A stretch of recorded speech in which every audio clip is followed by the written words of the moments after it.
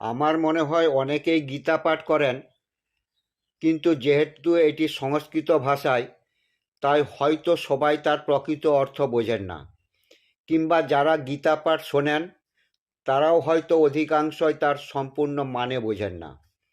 তা আমার কোশ্চেন হচ্ছে কি, গীতা পাঠ কি সংস্কৃত ছাড়া বাংলাতে করা যায় না? অবশ্যই যায়।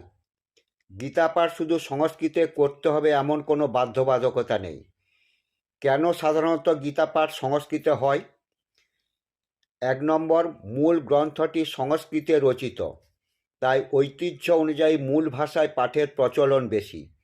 2, মন্ত্রোচ্চারণের ধ্বনিগত শক্তি। বহু মানুষ বিশ্বাস করেন যে সংস্কৃত শব্দের কম্পন ভাইব্রেশন আধ্যাত্মিক প্রভাব বাড়ায়। 3 নম্বর, পুরনো ধর্মীয় প্রথা।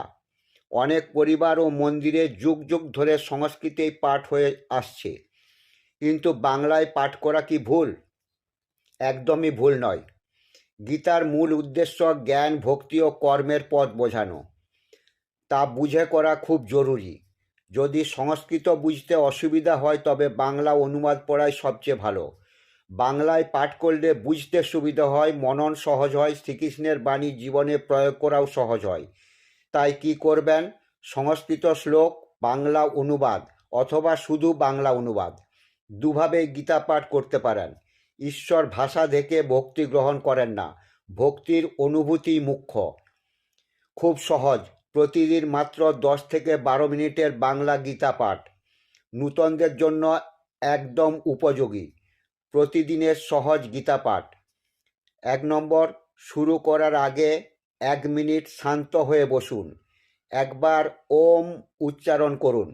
মনে মনে বলুন, হে শ্রীকৃষ্ণ, আমার মনকে শান্ত করো ও সঠিক পথ দেখাও।